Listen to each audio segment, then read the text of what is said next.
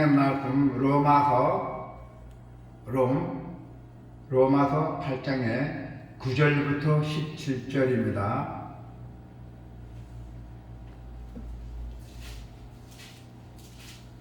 신약의 250쪽이 있습니다. 8장의 9절부터 17절.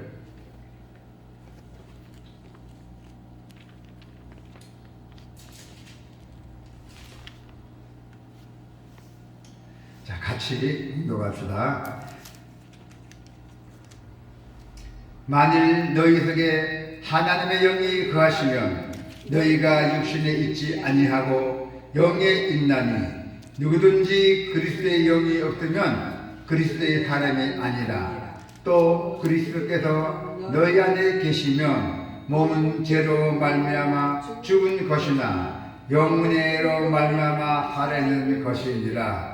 예수를 죽은 자 가운데서 살리신 이의 영이 너희 안에 거하시면 그리스도 예수를 죽은 자 가운데서 살리신 이가 너희 안에 거하신 그의 영으로 말미암아 너희 죽을 몸도 살리시리라. 그러므로 형제들아, 우리가 빚진 자로 돼 육신에게 져서 육신대로 살 것이 아니니라. 너희가 육신대로 살면 반드시 죽을 것이로되 영으로도 몸의 행실을 죽이면 살리니. 무릇 하나님의 영으로 인도함을 받는 사람은 곧 하나님의 아들이라. 너희는 다시 무서워하는 종의 영을 받지 아니하고 양자의 영을 받았으므로 우리가 아빠 아버지라고 부르짖느니라. 성령이 친히 우리의 영과 더불어 우리가 하나님의 자녀인 것을 증언하시나니. 자녀이면 또한 상속자 곧 하나님의 상속자요 그리스도와 함께한 상속자니 우리가 그와 함께 영광을 받기 위하여 고난도 함께 받아야 할 것이니라. 아멘. 네, 오늘 하나님의 말씀입니다. 성도 안에 거하시는 성령이요, 여러분들 믿는 안에 거하시는 성령. 자, 육신에 거하면 죄에서 벗어나지 못하고 결국 사망에 이른다 했어요. 우리 안에 하나님 영이 거하셔야 살 수가 있습니다. 우리 안에 하나님 영이 계셔야, 우리 안에 계셔야 살 수가 있다는 것입니다. 하나님의 영은 곧 그리스도의 영입니다. 그리스도이라면은 그 안에 그리스도의 영이 반드시 있습니다. 자, 그리스도께서 우리 안에 계셔야, 즉 그리스도의 영이 우리 안에 계셔야 그리스도의 의를 힘을 입어서 우리의 영이 살아있게 된다고 말씀하고 있습니다.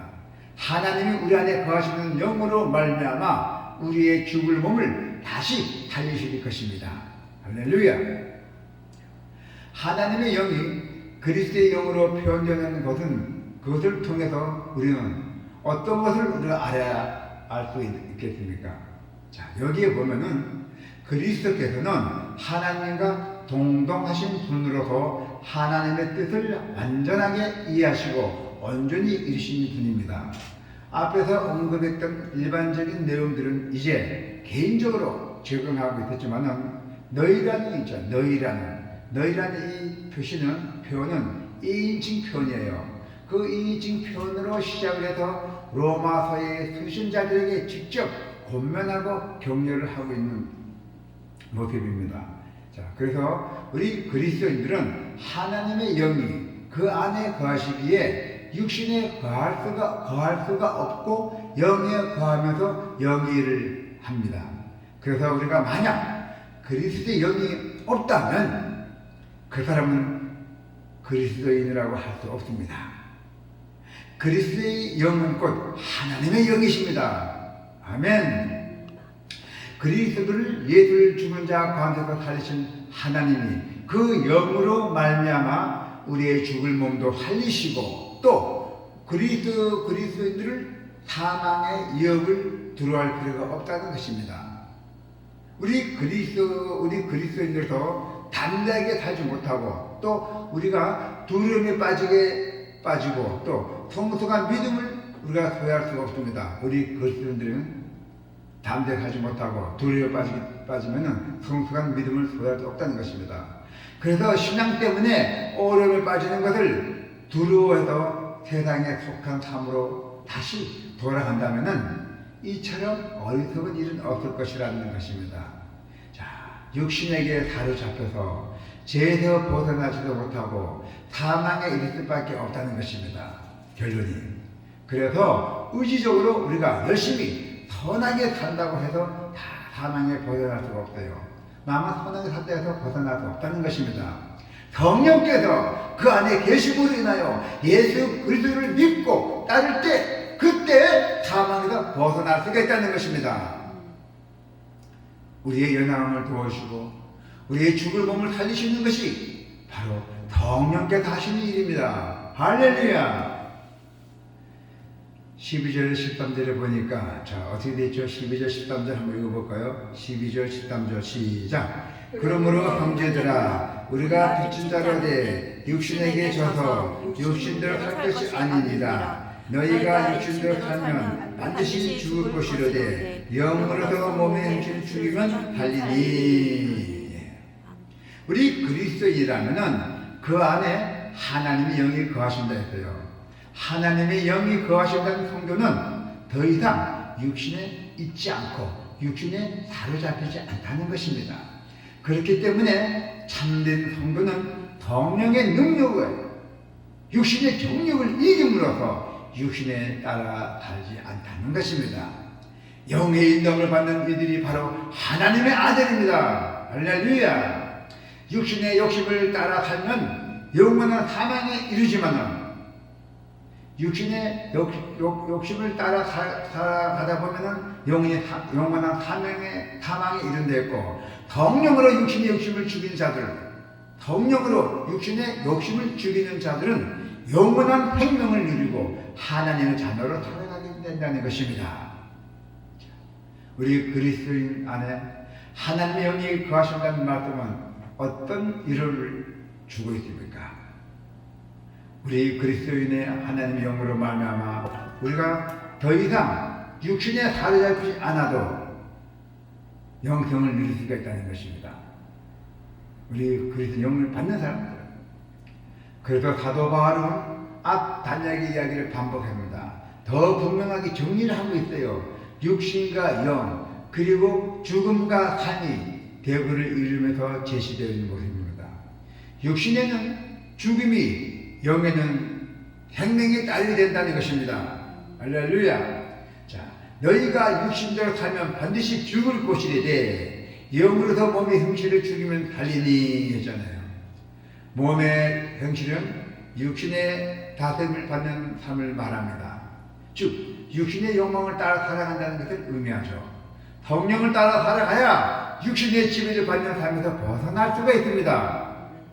그렇게 할 때 우리는 사망에서 벗어나서 생명에 이를 수 있다는 것입니다.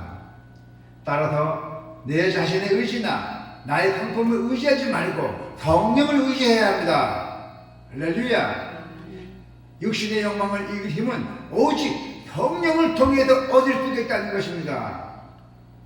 우리 그리스도인에서 내 자신 안에 성령께서 계심을 믿지 않고 그분의 도우심을 구하지 않는다면 분명하게 잘못된 길을 걸어갈 수밖에 없습니다. 우리의 자신의 의지로는 하나님의 뜻을 행할 수가 없습니다. 자신의 약함을 알고 인정하는 것이 바른 자세예요. 우리 그리스도인 안에는 하나님의 영, 성령께서 거하시고 계심을 잊지 마시기를 바랍니다. 우리 안에 계신 성령께서 육신을 이길 수 있도록 힘을 주시는 것입니다. 성령께서 우리 안에 계시기에 사망에 이르게 하는 죄에서 벗어나서 하나님의 자녀로서 생명에 이르는 길을 우리는 걸어가게 된다는 것이죠. 우리는 이제 연약하고 부족해도 주님이 반드시 우리의 일을 다 이루실 줄로 믿습니다. 14절에 17절에 보면은 성경 봉독 한번 해볼까? 14절에서 17절요. 시작. 무릇 하나님의 영으로 인담을 받는 사람은 곧 하나님의 아들이라. 너희는 다시 무서워하는 종의 영을 받지 아니하고 양자의 영을 받았으므로 우리가 아빠 아버지라고 부르짖느니라. 성령이 친히 영과 더불어 우리가 하나님의 자녀들을 주문하시나니 자녀요 또한 상속자 곧 하나님의 상속자요 그리스도와 함께한 상속자니 우리가 그와 함께 영광을 받기 위하여 고난도 함께 받아 주시리라. 아멘. 자, 하나님의 자녀이자 상속자예요. 우리 하나님의 재단 다 받아들이는 상속자예요. 예, 양자를 들어도 자녀이기 때문에 그리스도인들은 양자의 영을 받았으므로 이제 하나님을 아버지라고 부를 수 있고 아빠라고 부를 수 있어요. 하나님의 자녀로서 영광을 받고 은혜를 상속받으려면은 그리스도처럼 고난을 받는 것이 마땅하다였어요. 아버지의 일에 참여하는 것이 당연하고 또 성령을 따라 살아간다는 것도 당연하잖아요. 이것이 내 자신의 생각이나 나의 욕심을 따라 살지 않고 하나님의 뜻대로 사는 것입니다. 성령의 인도함을 받는 가운데서 우리는 어려움을 만날 수도 있으나 그러나 결국에는 영광을 얻게 될 것이겠어요. 고난의 길이 뭐였어요? 축복의 길입니다. 고난을 만났을 때 하나님의 자녀는 성도가 잊지 말아야 할 것을 우리는 거기서 무엇을 찾아야 돼요? 하나님의 참 자녀는 그리스도와 같이 고난을 당하지만은 궁극적으로 보면 더 큰 영광을 누리게 될 것이다. 할렐루야. 예수님으로 말미암아 성령의 인도를 받는 성도들은 하나님의 아들들이라고 말씀하고 있습니다. 즉 하나님의 가족이 되는 영광을 누리는 것입니다. 믿음으로 예수님 안에서 하나님의 자녀가 되는 것이라고 말합니다. 그리고 또한 하나님 아빠 아버지라고 부를 수 있음을 이 사실을 극적으로 보여주고 있습니다. 우리가 하나님을 아버지라고 부를 수 있음은 예수님이 제자들을 통해서 가르쳐 주신 것입니다. 양자의 영을 받은 성도는 하나님의 자녀로서 하나님과 친밀한 관계를 맺게 되는 것이죠.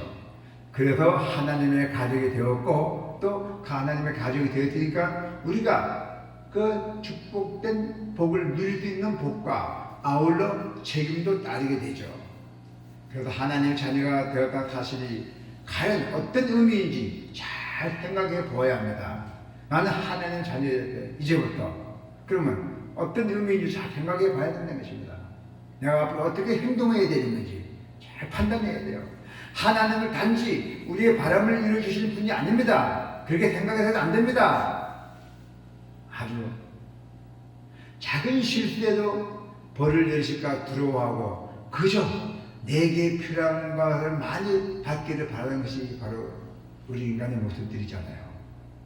그러나 하나님과 친밀한 관계를 되었음을 잊고 그리고 종과 같은 신앙 생활을 하는 이들이 드물지 않습니다.